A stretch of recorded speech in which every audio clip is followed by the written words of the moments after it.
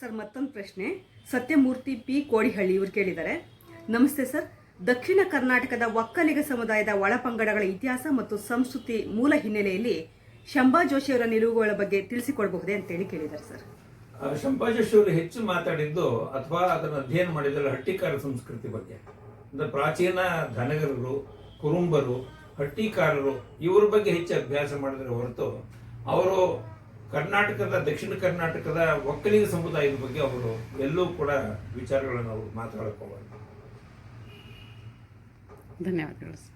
ಮತ್ತು ಕಂಟೆಂಟ್ ಸಂಬಂಧಪಟ್ಟ ವಿಚಾರ, ಆಕೃತಿ ಮತ್ತು ಆಶಯ ಅನ್ನೋದು ಅದರದ್ದು.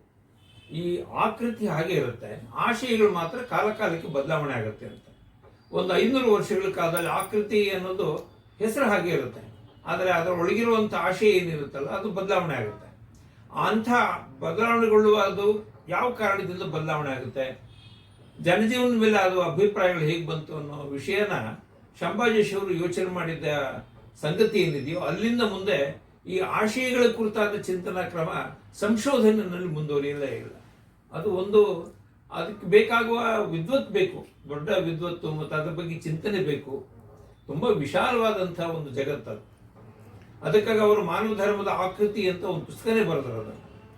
ಅದರಲ್ಲಿ ಮಾನವ ಧರ್ಮದ ಆಕೃತಿ ಹೇಗೆ ಅದು ವಿಸಂಗತಿ ಆಗುತ್ತೆ ಅನ್ನೋದ್ರ ಬಗ್ಗೆ, ಬದಲಾವಣೆಗಳು ಹೇಗೆ ಆಗ್ತಾ ಇದೆ ಅಂತ ಅನ್ನೋದು, ಅಂದರೆ ಭಾಷೆ ಮತ್ತು ಸಂಸ್ಕೃತಿ ಈ ಎರಡರ ನಡುವಣ ಸಂಗತಿಯನ್ನ ಶಂಭಾ ಜೋಶಿಯವರು ಈ ಆಕೃತಿ ಮತ್ತು ಆಶಯದ ಹಿನ್ನೆಲೆಯಲ್ಲಿ ಚರ್ಚೆ ಮಾಡಿದರು. ಸರ್, ಆಮೇಲೆ ಅರವಿಂದರ ತತ್ವದ ಬಗ್ಗೆ ಶಂಭಾ ಅವ್ರ ನಿಲುವು.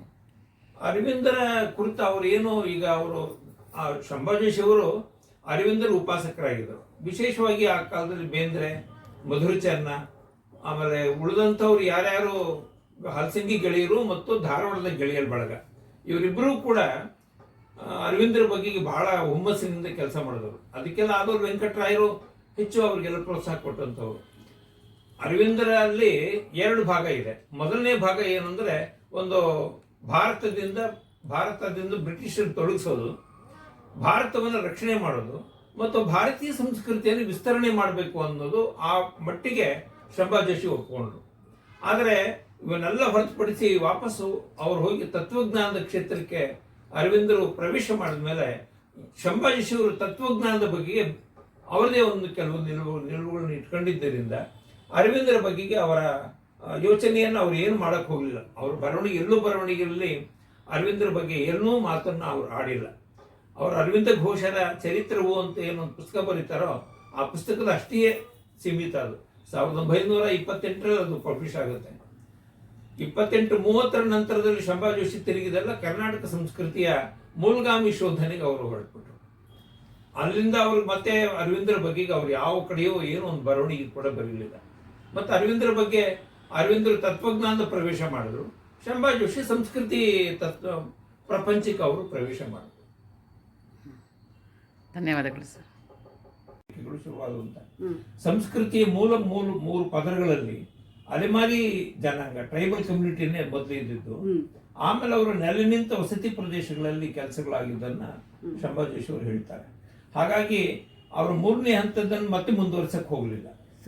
ಅವ್ರಿಗೆ ಕೇವಲ ಹಟ್ಟಿಕಾರರು, ಧನಗರರು, ಅದಕ್ಕೆ ಧನಗರರು ಅಂತಾನೆ ಕರೀತಿದ್ರು. ಆಮೇಲೆ ಕುರುಂಬರ್ ಅಂತ ಹೇಳೋರು. ಈಗ ಯಾವುದು ಕುರುಬ ಅಂತ ಹೇಳ್ತೀವೋ ಅದನ್ನ ಕುರುಂಬರ್ ಅಂತ ಮೊದಲು ಪ್ರಾಚೀನ. ಅದನ್ನು ತಮಿಳುನಾಡಿನಲ್ಲಿ ಕುರುಂಬರ್ ಅನ್ನೋ ಪದರೂಪಗಳಿವೆ. ಅಂತ ಪದರೂಪಗಳು, ಅವರ ಆಚರಣೆಗಳು, ಅವರ ಚರಿತ್ರೆ ಇನ್ನೆಲ್ಲ ತುಂಬಾ ಮಾತಾಡ್ತಾರೆ. ಮುಂದೆ ಹತ್ತಿ ಇದೆಯಲ್ಲ, ಕರ್ನಾಟಕದಲ್ಲಿ ಹತ್ತಿ ಬೆಳೆಯುವ ಪ್ರದೇಶಗಳು, ವಿಶೇಷವಾಗಿ ಉತ್ತರ ಕರ್ನಾಟಕ, ಕಪ್ಪು ಮಣ್ಣಿನ ಪ್ರದೇಶದಲ್ಲಿ ಹತ್ತಿ ಬೆಳೆಯೋದು ಆ 3ನೇ ನಾಗರಿಕತೆ 3ನೇ ಹಂತ ಅಂತ. ಮೊದಲನೇ ಹಂತ ಅದು ಹಸುಗಳಿಗೆ ಸಂಬಂಧಪಟ್ಟದ್ದು, ಧನಕ್ಕೆ ಸಂಬಂಧಪಟ್ಟದ್ದು.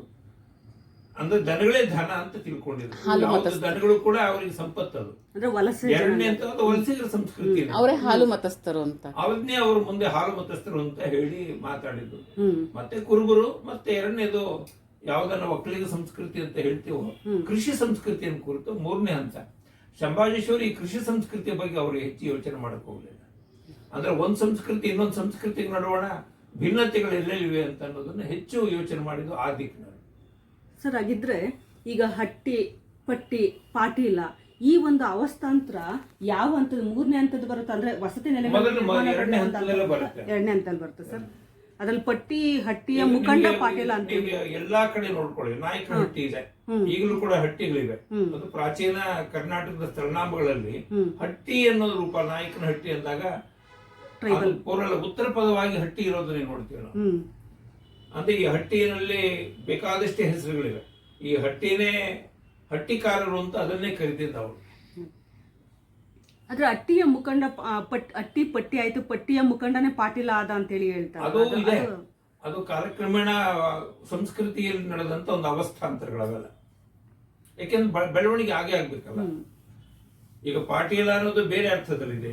ಈಗ ಪಾಟೀಲ ಅಂತ ಹೇಳಿದ್ರೆ ಒಂದು ಕಾಲದಲ್ಲಿ ಅವನು ಹಳ್ಳಿಯ ಮುಖಂಡ, ಅದಕ್ಕೆ ಗೌಂಡ ಗೌಂಡ ಗೌಡ ಈ ರೂಪಾಂತರವು ನಾವು ಈ ಕಡೆ ದಕ್ಷಿಣ ಕರ್ನಾಟಕದಲ್ಲಿ ನೋಡ್ತೀವಿ ನಾವು. ಶಂಭಾ ಜೋಶಿ ಹೆಚ್ಚು ಕಡಿಮೆ ಅವರು ಯೋಚನೆ ಮಾಡಿದಾಗ ಉತ್ತರ ಕರ್ನಾಟಕದ ಭಾಗವನ್ನೇ ಮತ್ತು ಉತ್ತರ ಕರ್ನಾಟಕ ಮತ್ತು ಮಹಾರಾಷ್ಟ್ರ ಅವೆರಡರ ನಡುವಣ ಸಾಂಸ್ಕೃತಿಕವಾದಂತ ತಳಮೂಲ ಸಂಸ್ಕೃತಿಯ ಏನಿತ್ತು ಅದರ ಬಗ್ಗೆ ಹೆಚ್ಚು ಯೋಚನೆ ಮಾಡ್ತಾರೆ. ಮಧ್ಯ ಕರ್ನಾಟಕ ಹೆಚ್ಚು ಯೋಚನೆ ಮಾಡಕ್ ಹೋಗ್ಲಿಲ್ಲ. ದಕ್ಷಿಣ ಕರ್ನಾಟಕ ಏನಿದೆ ಅದರ ಬಗ್ಗೆಯೂ ಅವರು ಹೆಚ್ಚು ಯೋಚನೆ ಮಾಡಲಿಲ್ಲ. ಅವರ ಸೀಮಾರೇಖೆ ಇದ್ದಿದ್ದೆಲ್ಲಿ ಅಂತ ಹೇಳಿದ್ರೆ ತುಂಗಭದ್ರಾ ನದಿ ಕೆಳದಂಡಿಗಿತ್ತು. ಅವರು ಆಚೆಗಡೆ ಯೋಚನೆ ಮಾಡಿದ ಹೊರತು ತುಂಗಭದ್ರಿಯ ಕೆಳಗಡೆ ನೋಡ್ಲಿಲ್ಲ ಅವರು. ಅಂದ್ರೆ ಬಳ್ಳಾರಿ ಸೀಮೆಯಿಂದ ಈ ಕಡೆ ಅವ್ರು ನೋಡ್ಲಿಲ್ಲ. ಬಳ್ಳಾರಿ ಆ ಕಡೆ ಗದಗ ರಾಯಚೂರು ಕಡೆ ಹೋಗ್ಲಿಲ್ಲ. ಹಾಗೆ ನೋಡೋದಾದ್ರೆ ಪೂರ್ತಿ ಅವರು ಹುಬ್ಳಿ, ಗದಗ, ನಿಪ್ಪಾಣಿ, ಬೆಳಗಾಂ, ಮಹಾರಾಷ್ಟ್ರ ಆ ಭೂ ಪ್ರದೇಶಗಳಲ್ಲಿ ಇದ್ದಂತ ಜನವಸತಿಗಳ ಬಗ್ಗೆ ಹೆಚ್ಚು ಯೋಚನೆ ಮಾಡಿದವರು. ಆ ಯೋಚನೆ ಮಾಡೋದಕ್ಕೆ ಏನ್ ಕಾರಣ ಆಯ್ತು ಅಂದ್ರೆ ಡಾಕ್ಟರ್ ಇರಾತ್ ಬೈ ಕರ್ವೆ ಅಂತ ಒಬ್ಬರು ದೊಡ್ಡ ಆಂಥ್ರೋಪಾಲಜಿಸ್ಟ್ ಇದ್ರು ಭಾರತದಲ್ಲಿ, ದೊಡ್ಡ ಆಕೆ ಒಂದು ಪ್ರಾಜೆಕ್ಟ್ ತಗೊಂಡ್ರು. ಆ ಪ್ರಾಜೆಕ್ಟ್ ತಗೊಂಡು ಶಂಭಾ ಜೋಶಿ ಅವರ ಸಮಕಾಲೀಕರಾಕೆ ಹೀಗೆ ಒಂದು ಪತ್ರ ಬರೆದು ನಾನು ಬಂದು ಕರ್ನಾಟಕದ ಮೂಲ ವಸತಿಗಳು ಎಲ್ಲೆಲ್ಲಿದೆಯೋ ಆ ವಸತಿಗಳ ನೆಲೆಯನ್ನ ನಾನು ಆ ಮಾನವ ಶಾಸ್ತ್ರದ ದೃಷ್ಟಿಯಿಂದ, ಆಂಥ್ರೋಪಾಲಜಿ ದೃಷ್ಟಿಯಿಂದ ಅಧ್ಯಯನ ಮಾಡಬೇಕು ಅಂದಾಗ ಶಂಭಾ ಜೋಶಿ ಆಕೆ ಜೊತೆಗೆ 6-7 ತಿಂಗಳುಗಳ ಕಾಲ ಕರ್ನಾಟಕದ ಆ ಪ್ರದೇಶಗಳನ್ನು ಹೆಚ್ಚು ಅಧ್ಯಯನ ಮಾಡ್ತಾರೆ. ಅದು ಅವರ ಬರವಣಿಗೆ ಮೇಲೆ ಹೆಚ್ಚು ಪ್ರಭಾವ ಬೀರಿದೆ. ಸರ್, ಈಗ ಈ ಸಂಸ್ಕೃತಿಯ ಒಂದು ಅವಸ್ಥಾಂತರದಲ್ಲಿ ಮಾತೃಮೂಲ್ಯ ವ್ಯವಸ್ಥೆ ಬಗ್ಗೆ ಏನಾದ್ರು ಹೇಳಿದ್ದಾರೆ ಶಂಭಾ ಜೋಶಿ ಸರ್? ಅಲ್ಲ, ಮೂಲತಃ ಮಾತೃಮೂಲ್ಯ ವ್ಯವಸ್ಥೆನೇ. ಅಲ್ಲ, ಇವರು ಹಟ್ಟಿಕಾರರ ಬಗ್ಗೆ, ದನಗಾರರ ಬಗ್ಗೆನೇ ಹೇಳ್ತಾ ಹೋಗ್ತಾರಲ್ಲ. ಇದೆಲ್ಲ ಇರೋದೆಲ್ಲ ಏನು ಅಂದ್ರೆ, ಈಗ ಉದಾಹರಣೆಗೆ ನಿಮ್ಮ ಯಾವುದೇ ಹೆಸರು ತಗೊಂಡ್ರೆ ಅದು ಮೂಲತಃ ಪಿತೃ ಸಂಪ್ರದಾಯ ಅಲ್ಲ, ಮಾತೃ ಸಂಪ್ರದಾಯ, ಮದರ್ ಗಾಡೆಸಸ್ ಅಂತಾರೆ. ನೀವು ಯಾವುದೇ ಗ್ರಾಮಕ್ಕೆ ಹೋದ್ರೆ ಹೆಣ್ಣು ದೇವತೆಗಳಿದೆಯೇ ಹೊರತು ಗಂಡು ದೇವತೆಗಳಿಲ್ಲ. ಪ್ರಾಚೀನ ಕರ್ನಾಟಕದಲ್ಲಿ ಅಂದ್ರೆ ಈ ಹಟ್ಟಿಕಾರ ಸಂಸ್ಕೃತಿ ಇದ್ದಾಗ, ದನಗಾರರ ಸಂಸ್ಕೃತಿ ಇದ್ದಾಗ ಇಲ್ಲಿದ್ದೆಲ್ಲವೂ ಕೂಡ ಕೇವಲ ಗ್ರಾಮ ಸಂಸ್ಕೃತಿಯಲ್ಲಿ ಇದ್ದಿದ್ದೆಲ್ಲ ಹೆಣ್ಣು ದೇವತೆಗಳ, ಗಂಡು ದೇವತೆಗಳಿಗೆ ನಂತರ ಗಂಡು ದೇವತೆಗಳ ಪ್ರವೇಶ. ಸೊ ಹಾಗಾಗಿ ಹೆಣ್ಣು ದೇವತೆಗಳ ಕುರಿತು ಅವರು ಬಹಳ ಯೋಚನೆ ಮಾಡಿದರು. ಈಗ ಚೌಡಿ, ಅದು ಮುಂದೆ ವೈದಿಕರಲ್ಲಿ ಚಾಮುಂಡಿ ಆಯಿತು. ಚೂಡ ಅಂದ್ರೆ ಕೂದಲು ಅಂತ. ಅಂದ್ರೆ ಇದು ತುಂಬಾ ಈ ಬಗ್ಗೆ ಬಹಳ ವಿಶೇಷತೆಗಳೆಲ್ಲ ಹೇಳ್ತಾರೆ. ಆಮೇಲೆ ಅದೆಲ್ಲ ಯಾವುದು ಬಣ್ಣ ಹಾಕ್ತಾ ಇದ್ದಿದ್ದು ಯಾವ ರೂಪದ್ದು, ಅವುಗಳನ್ನ ಕಟ್ಟಿಗೆನಲ್ಲಿ ಇದ್ದಂಥ ದೇವತಾ ಮೂರ್ತಿಗಳು, ಆಮೇಲೆ ಕಲ್ಲಿನಲ್ಲಿ ಇದ್ದಂಥ ಮೂರ್ತಿಗಳು, ಇವುಗಳ ಬಗ್ಗೆ ಎಲ್ಲ ಅಭ್ಯಾಸ ಮಾಡುವಾಗ ಅವರು ಹೆಣ್ಣು ದೇವತೆಗಳೇನು ಪ್ರಧಾನ, ಹೆಣ್ಣು ದೇವತೆಗಳು ಹೆಚ್ಚಾಗೋದಕ್ಕೆ ಕಾರಣ ಏನು ಅಂದ್ರೆ ಆ ಕಾಲದಲ್ಲಿ ಸಾಮಾಜಿಕ ವ್ಯವಸ್ಥೆಯಲ್ಲಿ ಹೆಣ್ಣು ಪ್ರಧಾನ ಅಂತ. ಅಂದ್ರೆ ಹೆಣ್ಣಿನ ಮೂಲಕವೇ ಸಮಾಜ ಬೆಳಿಬೇಕು ಅಂತ. ಹೆಣ್ಣು ಮೊದಲನೇ ಸ್ಥಾನ, ಗಂಡು 2ನೇ ಸ್ಥಾನದಲ್ಲಿ ಇತ್ತು. ಕಾಲಕ್ರಮೇಣ ಸಂಸ್ಕೃತಿ ಬೆಳೆದಂತೆ, ನಾಗರಿಕತೆ ಬೆಳೆದಂತೆ ಹೆಣ್ಣಿನ ಸ್ಥಾನವನ್ನ ಗಂಡು ಆಕ್ರಮಿಸಿಕೊಂಡಿದ್ದು. ಸರ್, ಈಗ ಕನ್ನುಡಿ ಆಮೇಲೆ ಕನ್ನಾಡು ಇದ್ರ ಬಗ್ಗೆನೇ ಹೇಳ್ತಾ ಹೋಗೋ ಶಂಭಾ ಜೋಶಿ ಅವರು ಪ್ರಾರಂಭದ ಹಂತದಲ್ಲಿ, ನಂತರ ಭಾರತೀಯ ಸಂಸ್ಕೃತಿ ಬಗ್ಗೆ ಮತ್ತೆ ಭಾರತೀಯ ಸಂಸ್ಕೃತ ಸಾಹಿತ್ಯದಲ್ಲಿ ಒಂದು ಸಂಸ್ಕೃತಿಯನ್ನು ಹುಡುಕುವಂತ ಹುಡುಕಾಟ ನಡೆಸ್ತಾರಲ್ವಾ, ಅದಕ್ಕೆ ಅವ್ರ ಪ್ರೇರಣೆ ಏನಾಗಿರ್ಬೋದು ಸರ್? ಇದು ಬಹಳ ತುಂಬಾ ದೀರ್ಘವಾದ ಪ್ರಶ್ನೆ. ಅದು ಶಂಭಾ ಜೋಶಿ ಅವರಿಗೆ ಏನು ಅಂದ್ರೆ, ಮನುಷ್ಯನ ಮನಸ್ಸಿನಲ್ಲಿ 2 ಪ್ರವೃತ್ತಿಗಳಿವೆ ಅಂತ, ಒಂದು ದ್ವಿಧಾ ಪ್ರವೃತ್ತಿಗಳಾಗೋದು ಕಾರಣ ಏನು ಅಂತ. ಅಂದ್ರೆ ಏಕಮುಖಿ ಸಂಚಾರ ನಡೀತಾ ಇದ್ದವನು ಕಾಲಕ್ರಮದಲ್ಲಿ 2 ರೀತಿಯ ಯೋಚನಾ ಕ್ರಮಗಳು ಬರೋದಕ್ಕೆ ಕಾರಣಗಳು ಯಾವುದು ಅಂತ ಆ ಕಾರಣ ಮೀಮಾಂಸೆಯನ್ನ ದೇವತಾ ಮೂಲಗಳಲ್ಲಿ ಅವರು ಅಭ್ಯಾಸ ಮಾಡೋಕೆ ಹೊರಟರು. ಅವುಗಳು ಬಂದಂತ ಕಥೆಗಳಲ್ಲಿ ಈ ವಿಚಾರಗಳನ್ನ ಯೋಚನೆ ಮಾಡಕ್ಕೆ ಹೊರಟರು. ಹಾಗಾಗಿ ಕನ್ನುಡಿಯಿಂದ ಅವರು ಕರ್ನಾಟಕ ಅನ್ನೋದು ಸಂಸ್ಕೃತ ರೂಪ, ಅದನ್ನ ಕನ್ನಡ ಅನ್ನೋದು ಕನ್ನಡ ದೇಶ ಭಾಷೆಯಾಗಿ ಅದನ್ನು ಬಳಕೆ ಮಾಡ್ತಾ ಇರೋದು. ಕನ್ನುಡಿ ಅನ್ನುವಾಗ ಈ ಕಡೆ ಜನ ಮತ್ತು ಭಾಷೆ ಎರಡನ್ನು ಸಂಯುಕ್ತವಾಗಿ ಹೇಳುತ್ತೆ ಅಂತ ಅನ್ನೋದು ಶಂಬಾವರ ನಿಲುವು.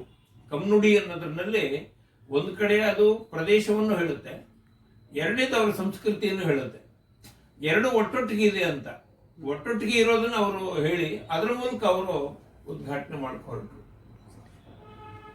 Thank you very much sir. ಮತ್ತೆ ನಾಗ ಪ್ರತಿಮೆ ಬಗ್ಗೆ ಅವರು ಪುರಾಣದಿಂದ ಉಲ್ಲೇಖ ತಗೊಂಡು ಬರೀತಾರಲ್ಲ, ಏನ್ ವೇದಗಳಲ್ಲಿ ಬಂದಿರುವ ಮಾತದು. ಅದು ವೇದಗಳಲ್ಲಿ ನಾಗ ಪ್ರತಿಮೆ ಇದೆಯೇ ಅಂತ ಒಂದು ಎರಡು ಪ್ರಶ್ನೆ ಇತ್ತಲ್ಲಿ. ಏನು ಅಂತ ಹೇಳಿದ್ರೆ, ಈ ವೇದಗಳಲ್ಲಿ ಈ ನಾಗನ ವಿಚಾರ ಉಂಟೆ ಇಲ್ವೇ ಅಂತ.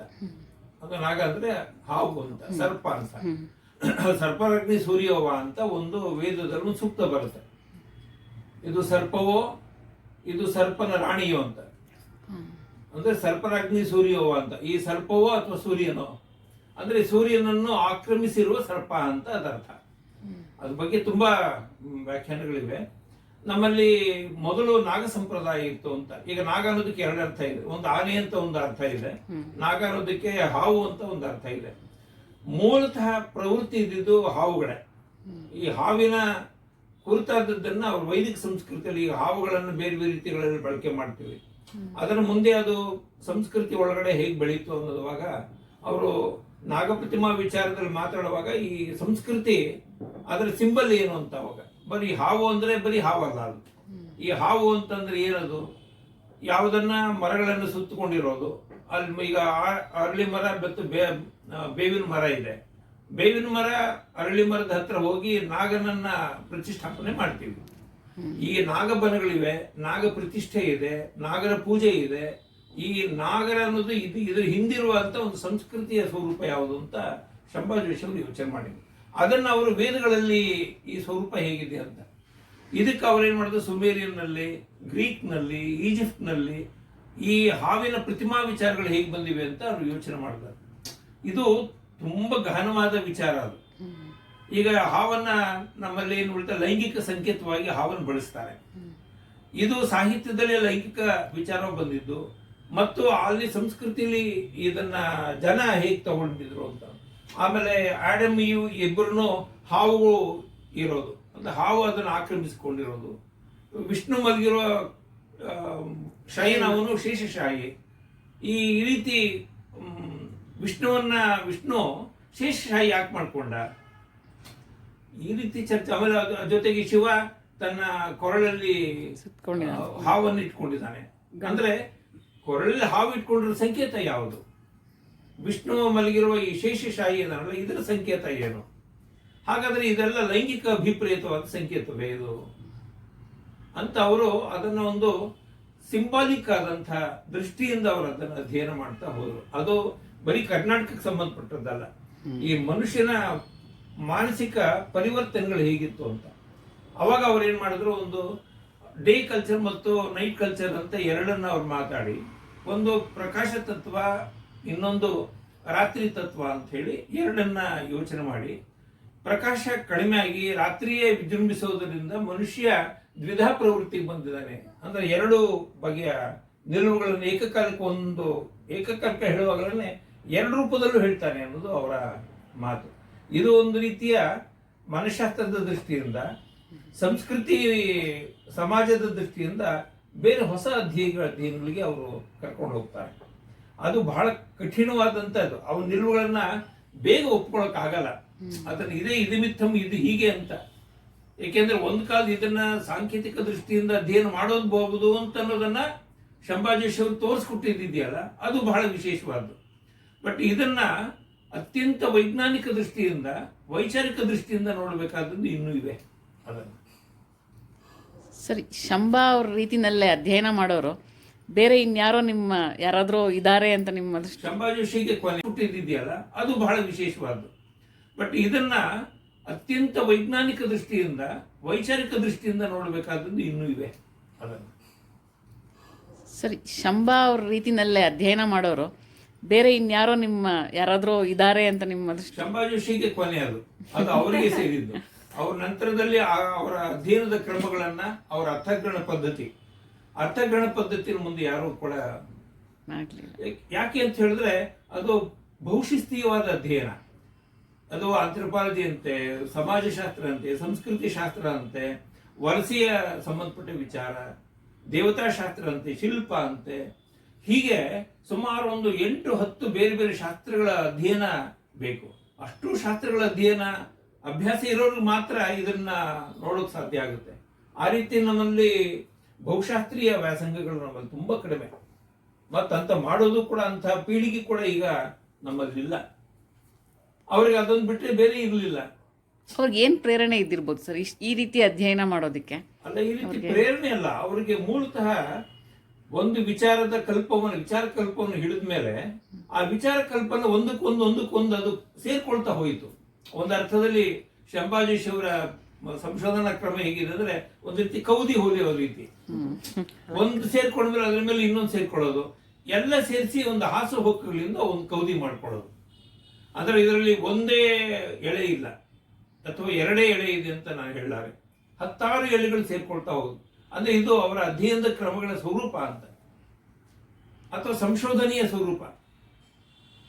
ಅವ್ರು ಯಾರು ಶಿಷ್ಯರನ್ನ ಅಥವಾ ಆ ಥರದ್ದು ಯಾಕೆ ತರಬೇತಿಗೊಳಿಸಿ ಮುಂದಿನ ಅಧ್ಯಯನಕ್ಕೆ? ಅಲ್ಲ, ಅವ್ರ ಹತ್ರ ಹೋಗೋಕೆ ಆಗ್ತಿರ್ಲಿಲ್ವಲ್ಲ. ನಿಮಗೆ ಅವರ ಅಧ್ಯಯನನ ತಗೊಳ್ಬೇಕಾದ್ರೆ ನಾನು ಮೊದಲೇ ಹೇಳಿದೆ, ಸುಮಾರು ಒಂದು 6-7 ಭಾಷೆ ಗೊತ್ತಿರಬೇಕು, ಸುಮಾರು ಒಂದು 10-12 ಶಾಸ್ತ್ರಗಳ ತಿಳುವಳಿಕೆ ಬೇಕು. ಆ ಕಡೆ ಸಂಸ್ಕೃತ, ಈ ಕಡೆ ಇಂಗ್ಲಿಷು, ಈ ಕಡೆ ಕನ್ನಡ, ಆಮೇಲೆ ಹಲವು ಭಾಷೆಗಳ ತಿಳುವಳಿಕೆ, ಮರಾಠಿ ಗೊತ್ತಿರಬೇಕು, ತಮಿಳ್ ಗೊತ್ತಿರಬೇಕು, ಗುಜರಾತಿ, ವಿಶೇಷವಾಗಿ ತಮಿಳ್ ಗೊತ್ತಿರಬೇಕು. ಅಂದ್ರೆ ಒಂದು 8-10 ಭಾಷೆಗಳ ತಿಳುವಳಿಕೆ. ಅದಕ್ಕಾಗಿ ಗೋವಿಂದ ಪೈನವರು ಅವರ ಬರವಣಿಗೆಯನ್ನು ಒಪ್ಕೊಳ್ತಾರೆ. ಗೋವಿಂದ ಪೈನವರು ಯಾಕೆಂದ್ರೆ ಗೋವಿಂದ ಪೈನವರಿಗೆ ಹಲವು ಭಾಷೆಗಳ ತಿಳುವಳಿಕೆ ಮತ್ತು ಹಲವು ಸಂಸ್ಕೃತಿಗಳ ನೈಗೆ ಸ್ವರೂಪ ಗೊತ್ತಿತ್ತು ಅವರಿಗೆ. ಅದರಿಂದಾಗಿ ಶಂಭಾ ಜೋಶಿಯವರ ಬರವಣಿಗೆ ಬಗೆಗೆ ಈತ ಕನ್ನಡದ ಕೊಲಂಬಸ್ ಅಂತ ಎಚ್ ಎಲ್ ನಾಗೇಗೌಡರು ಹೇಳಿದ್ರು. ಒಬ್ಬ ಕನ್ನಡದ ದೈತ್ಯ ಸ್ವರೂಪ ಈತ ಅಂತ ಗೋವಿಂದ ಪೈನವರು ಅವ್ರ ಬಗೆಗೆ ಮಾತಾಡಿದ್ರು. ಅವ್ರು ಗೋವಿಂದ ಪೈ ನೋಡಕ್ ಹೋದಾಗ, ನೀವು ಜಾಡರ ಬಗ್ಗೆ ಬರೆದಿದ್ದೀರಲ್ಲ, ಅದೇ ರೀತಿ ಮರದ ತೊಗಟೆಯ ಎಳೆಯಿಂದ ತೆಗೆದು ಮಾಡಿದಂತ ಒಂದು ಇದ್ರ ಮೇಲೆ ಕುಂಡ್ರಿಸಿ ಅವ್ರಿಗೆ ಆತಿಥ್ಯ ಮಾಡಿದ್ರಂತೆ. ಯಾರು? ಗೋವಿಂದ ಪೈ ಹೇಳಿದಂತೆ, ನೀವು ಬರ್ದಿಲ್ವೋ, ಈ ತೊಗಟೆಯ ನಾರಿನಿಂದ ಬಟ್ಟೆಗಳು ಮಾಡ್ತಾ ಇದ್ರಲ್ಲ, ಆ ತರದ ಒಂದು ಜಾಡಿ ಇದೆ ಇಲ್ಲಿ, ಅದ್ರ ಮೇಲೆ ಕುಂಡಿಸಿ ನಿಮ್ಮನ್ನ ಗೌರವಿಸ್ತಿದ್ದೀನಿ ಅಂತ. ಇದು ಬಹಳ ಅಪರೂಪದ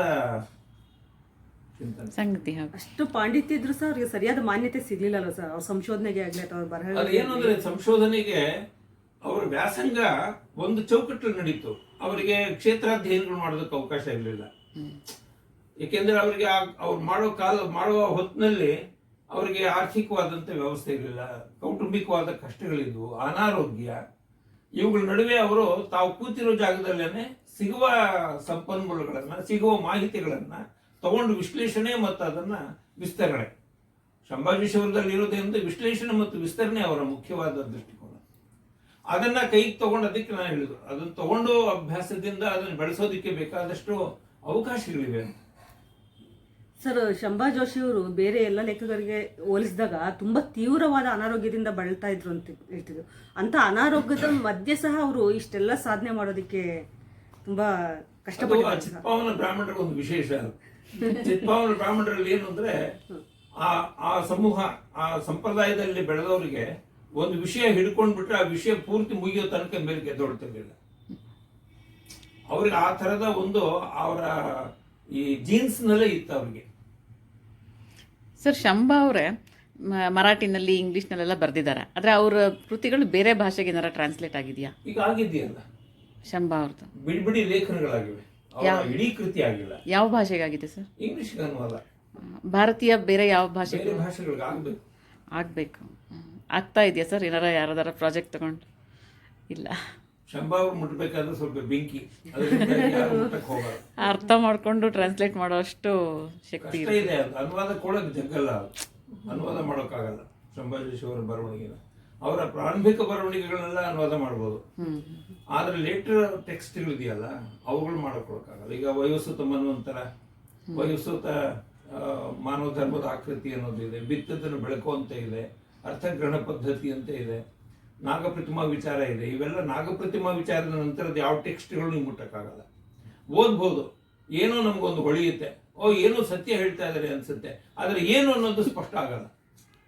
ಸರ್ ಏನಾರ ವೈದಿಕರು ಏನಾರ ಅಪೋಸ್ ಮಾಡಿದ್ರ ಇವ್ರು ಹೇಳಿ ಈಗ ವೈವಸ್ವತ ಮನ್ವಂತರ ಅದನ್ನ ಹೆಸರೇ ತಪ್ಪಾಗಿದೆ ಅಂತ ಅವ್ರು ಹೇಳಿದಾಗ ಯಾರಾದ್ರೂ ವೈದಿಕರು ಅಲ್ಲಿ ಅದೇನಾಯ್ತು, ನಮ್ಮಲ್ಲಿ ಎರಡು ಇದೆ ಅಂತ, ಒಂದು ಸ್ವಯಂಭೂ ಮನು, ಒಂದು ವೈವಸ್ವತ ಮನು ಅಂತ ಎರಡು ಮನುಗಳು.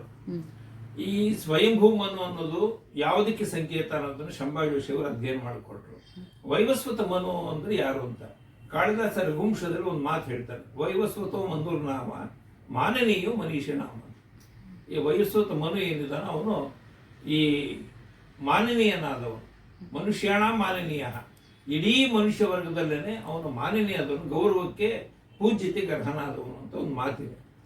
ಈ ಮಾತಿನ ಧಾಟಿ ಇಟ್ಕೊಂಡು ಅವರು ವೈವಸ್ವತ ಮನು ಕುರಿತು ಹೇಳಿದ್ರು. ಅಂದ್ರೆ ಈ ಮನುಷ್ಯನ ಸಂಸ್ಕೃತಿಯಲ್ಲಿ ಎರಡು ದಾರಿಗಳಿವೆ, ಒಂದು ವೈವಸ್ವತ ಸಂಸ್ಕೃತಿಯ ದಾರಿ, ಇನ್ನೊಂದು ಸ್ವಯಂಭೂ ಮನುವಿನ ಒಂದು ದಾರಿ ಇದೆ. ಈ ಸ್ವಯಂಭೂ ಮನು ಇದನ್ನಲ್ಲ, ಅವನು ರಾತ್ರಿಯನ್ನ ಅವನು ಸಂಕೇತಿಸ್ತಾನೆ, ವೈವಸ್ವತ ಮನು ಹಗಲನ್ನ ಸಂಕೇತಿಸ್ತಾನೆ ಅನ್ನೋದನ್ನ ಸ್ಥೂಲವಾಗಿ ಯೋಚನೆ ಮಾಡಿ ಅದನ್ನ ಅವರು ಮಾತಾಡಿದ್ರು. ಬಟ್ ಇದನ್ನ ಇಟ್ಕೊಂಡು ಮತ್ತೆ ಇದನ್ನ ಮುಂದುವರಿಸೋದು ಬಹಳ ಕಷ್ಟ. ಇದಕ್ಕೆ ಅಗಾಧವಾದಂತಹ ತಿಳುವಳಿಕೆ, ಅಧ್ಯಯನಗಳು ತುಂಬಾ ಬೇಕು. ಇದನ್ನ ಕೆ.ಎಸ್. ನಾರಾಯಣಾಚಾರ್ಯರು ವಿರೋಧಿಸಿದ್ರು. ಮೊದಲು ಅವರ ನಾಗಪ್ರತಿಮಾ ವಿಚಾರಕ್ಕೆ ಅವ್ರಿಗೆ ತುಂಬಾ ಪ್ರಬಲವಾದ ಆಕ್ಷೇಪ ಮಾಡಿದ್ರು. ಈ ರೀತಿ ಅಧ್ಯಯನ ಕ್ರಮ ಸರಿ ಇಲ್ಲ ಅಂತ ಹೇಳಿ, ಅಧ್ಯಯನ ಕ್ರಮ ಸರಿ ಇಲ್ಲ ಅಂತ ಹೇಳಿದ್ರು ನಿಜ. ಆದ್ರೆ ಈ ಎರಡು ಪ್ರತಿಮೆಗಳಲ್ಲಿರುವಂತ ಆಕೃತಿಯ ಬಗ್ಗೆ ಅವ್ರು ಮಾತಾಡ್ತಾ ಹೋದ್ರು. ಯಾಕಂದ್ರೆ ನಾವು ಸಂಕಲ್ಪ ಮಾಡ್ಬೇಕಾದ್ರೆ ವೈವಸ್ವತ ಮನ್ವಂತರ ಅಂತ ಹೇಳ್ತೀವಿ, ವೈವಸ್ವತ ಮನ್ವಂತರ, ಜಂಬೂದ್ವೀಪೆ, ಭರತಖಂಡೆ. ಆದ್ರೆ ನಾವು ನಡ್ಕೊಳ್ಳೋದು ಸ್ವಯಂಭೂ ಮನ್ವಂತರದ ದೃಷ್ಟಿಕೋನ ಆ ಥರ ಅವರ ಒಂದು ವಾದ ಇದೆ ಅಲ್ವಾ? ಅಲ್ಲ, ಅದಕ್ಕಾಗಿನೇ ಈ ಮನುಗಳನ್ನು ಕುರಿತಾದಂಥದ್ದು ಏನಿದೆಯಲ್ಲ ಅದರಲ್ಲಿ ವೈವಸ್ವತ ಮನ್ವಂತರದಿಂದ ಶುರುವಾಗಿ ಸ್ವಯಂಭೂ ಮನುವಿಗೆ ಬಂದು ನಿಂತ್ಕೊಳ್ಳುತ್ತದೆ. ಈ ರೀತಿ ವಿಕಲ್ಪ ಆಗೋದು ಕಾರಣ ಏನು ಅಂತ ಅವರೊಂದು ಪ್ರಶ್ನೆ. ಸರ್, ಈ ಸಂದರ್ಭದಲ್ಲಿ ಶಂಭಾ ಜೋಶಿಯವರು ಮತ್ತೆ ದ.ರಾ ಬೇಂದ್ರೆಯವರ ಒಂದು ವೈಚಾರಿಕ ವಾಗ್ಯುದ್ಧದ ಬಗ್ಗೆ ಸ್ವಲ್ಪ ಏನಾದ್ರು ಅವರು ಏನು ಈ ವಿಷಯದಲ್ಲಿ ಶಂಭಾ ಜೋಶಿಗೂ ಬೇಂದ್ರೆಯವರಿಗೂ ಯಾವ ಭಿನ್ನಾಭಿಪ್ರಾಯಗಳು ಇಲ್ಲ. ಅವರು ಶಂಭಾ ಜೋಶಿ ಅವರು ಅವ್ರ ಜೊತೆಗೆ ತುಂಬಾ ಸ್ನೇಹ ಇತ್ತು, ಒಳ್ಳೆ ಕವಿ ಅನ್ನೋದು ಅವರು ಪರಿಗ್ರಹಿಸ್ತಿದ್ರು, ಈತ ಒಬ್ಬ ಒಳ್ಳೆ ಸಂಶೋಧಕ ಅನ್ನೋದನ್ನ ಪರಿಗ್ರಹಿಸ್ತಿದ್ರು. ಅದ್ರ ಮಧ್ಯದಲ್ಲಿ ಕೆಲವು ಜನ ಅವ್ರಿಗೆ ಇವ್ರಿಗೂ ಆಗದೇ ಇರೋ ಹಾಗೆ ವ್ಯವಸ್ಥೆ ಮಾಡಿದ್ರು. ಅದು ಬೇರೆ ದಾರಿ, ಅದು ಬೇರೆ ವಿಷಯಗಳೇ ತುಂಬಾ, ಅದು ಬೇರೆ ವಿಷಯ. ಅವರ ಕೊನೆಯ ದಿನಗಳಲ್ಲಿ ಶಂಭಾ ಜೋಶಿ ಅವರನ್ನ ಕರೆಸ್ಕೊಂಡು ಬೇಂದ್ರೆಯವರು ಅವ್ರ ಜೊತೆ ಮಾತಾಡಿದ ಸಂದರ್ಭದಲ್ಲಿ ಅವರ ಬುಧನ ಜಾತಕ ಅಂತ ಅವ್ರ ಕೈಯಲ್ಲಿ ಒಂದು ಪುಸ್ತಕ ಪಬ್ಲಿಷ್ ಆಗಿತ್ತು. ಬೇಂದ್ರೆಯವರು ಮಲ್ಕೊಂಡಿದ್ರು. ಶಂಭಾ ಜೋಶಿ ಬಂದಾಗ ಬೇಂದ್ರೆಯವರ ಪಕ್ಕದಲ್ಲಿ ಬುಧನ ಜಾತಕ ಇಟ್ಕೊಂಡಿದ್ರು. ಅವ್ರು ಹೇಳಿದಂತೆ, ನೀನು ಸರಿಯಾದಂತ ಒಂದು ತತ್ವಜ್ಞಾನದ ವಿಚಾರದಲ್ಲಿ ಬಹಳ ಚೆನ್ನಾಗಿ ಬರೆದಿದೀಯ ನೀನು ಅಂತ ಹೇಳಿ ಇಬ್ಬರು ಕೈ ಹಿಡ್ಕೊಂಡು ಗೊಳೋ ಅಂತ ಹತ್ತರಂತೆ. ಆಮೇಲೆ ನೀನಿಬ್ಬರು ಹೀಗೆ 60 ವರ್ಷಕ್ಕೂ ಮೀರಿ, 60-70 ವರ್ಷಕ್ಕೂ ಮೀರಿ ಇಬ್ಬರು ಮಾತಾಡಲಿಲ್ಲ. ಸುಮಾರು 10 ಅದಕ್ಕೆ ಬೇರೆ ಬೇರೆ ಪ್ರಶ್ನೆಗಳಿವೆ, ಬೇರೆ ಬೇರೆ ಸಂದರ್ಭಗಳಿವೆ. ಅವರಿಬ್ಬರು ಮಾತಾಡದೇ ಇರೋದಕ್ಕೆ ಕಾರಣಗಳಿವೆ. ಆ ಕಾರಣ ಇಲ್ಲ ಪ್ರಸ್ತುತ.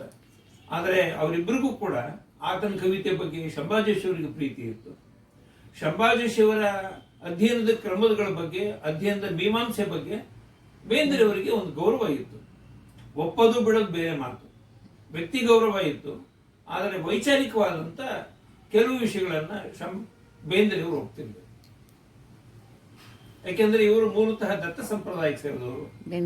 ಬೇಂದ್ರೆಯವರು ಇವರು ದತ್ತ ಸಂಪ್ರದಾಯದ ಆಚೆ ನಿಂತಂತವರು. ಸರ್, ಈಗ ಸಂಸ್ಕೃತಿ ಸಂಶೋಧನೆಯ ಒಂದು ಆಚೆಗೆ ಕನ್ನಡ ಕಾರ್ಯಕರ್ತರಾಗಿ ಅಥವಾ ಕನ್ನಡ ನಾಡಿನ ಒಬ್ಬ ಅಭಿಮಾನಿಯಾಗಿ ಅವರು ಗೋಕಾಕ್ ಚಳವಳಿ ಇರ್ಬೋದು ಅಥವಾ ಏಕೀಕರಣ ಚಳವಳಿ ಯಾವ ರೀತಿ ಪಾಲ್ಗೊಂಡಿದ್ರು ಅನ್ನೋದ್ರ ಬಗ್ಗೆ ಪಾಲ್ಗೊಂಡಿದ್ರಲ್ಲ. ಯಾಕೆಂದ್ರೆ ಕನ್ನಡದ ಅಸ್ಮಿತೆಯನ್ನು ಉಳಿಸ್ಕೊಳ್ದಿದ್ರೆ ನಾವೆಲ್ಲಿ ಉಳಿತೀವಿ ಅಂತ. ಹಾಗಾಗಿ ಅವ್ರಿಗೆ ಮರಾಠಿಯ ಜನವರ್ಗ ಇಡೀ ಧಾರವಾಡದಲ್ಲೇನೆ ಮರಾಠಿಯ ಪ್ರಾಬಲ್ಯ ಇದ್ದ ಕಾಲದಲ್ಲಿ, ಒಂದು ಹಂತದಲ್ಲಿ ಇಡೀ ಧಾರವಾಡವೇ ಮರಾಠಿಮಯ ಆಗುತ್ತೆ ಅನ್ನೋ ಕಾಲದಲ್ಲಿ ಕನ್ನಡದ ಅಸ್ಮಿತೆಗಾಗಿ ಓಡಾಡಿದವರು ತಾನೆ ಅವರು. ಹಾಗಾಗಿ ಕನ್ನಡದಕ್ಕಾಗಿ ಅವರು ತುಂಬಾ ಆ ದೃಷ್ಟಿಯಿಂದ ತಮಿಳು, ಆಂಧ್ರ, ಈ ಕಡೆ ಉರ್ದು ಭಾಷಿಕರ ಹಿನ್ನೆಲೆ, ತೆಲುಗು ಭಾಷಿಕರು, ತಮಿಳು ಭಾಷಿಕರ ಜೊತೆಗೆ ಅವರ ವಿಷಯದಲ್ಲೂ ಅವ್ರಿಗೊಂದು ನಿಲುವು ಇತ್ತು. ಅವರು ಅಂದ್ರೆ ಕನ್ನಡ ಮೊದಲು ಆಮೇಲೆ ತಮಿಳು, ಕನ್ನಡ ಮೊದಲು ಆಮೇಲೆ ಮರಾಠಿ, ಕನ್ನಡ ಮೊದಲು ಆಮೇಲೆ ಸಂಸ್ಕೃತ ಅಂತ ಹೇಳ್ತಿದ್ರು. ಯಾಕೆಂದ್ರೆ ತನ್ನ ಮಾತೃಮೂಲ್ಯವಾದಂತಹ ಭಾಷಿಕ ಜಗತ್ತನ್ನು ಇಟ್ಕೊಂಡೇ ಉಳಿದದನ್ನ ಕೈ ತಗೋಬೇಕು ಅಂತ. ಆ ದೃಷ್ಟಿಯಿಂದ ಗೋಕಾಕ್ ಚಳುವಳಿಗೆ ಅವರು ಸ್ಪಂದನ ಮಾಡಿದ್ರು, ಸ್ಪಂದಿಸಿದ್ರು. ಸರ್ ತುಂಬ ವಿಷಯಗಳನ್ನ ತಿಳಿಸ್ಕೊಟ್ರಿ ಸರ್, ಅನಂತ ಧನ್ಯವಾದಗಳು.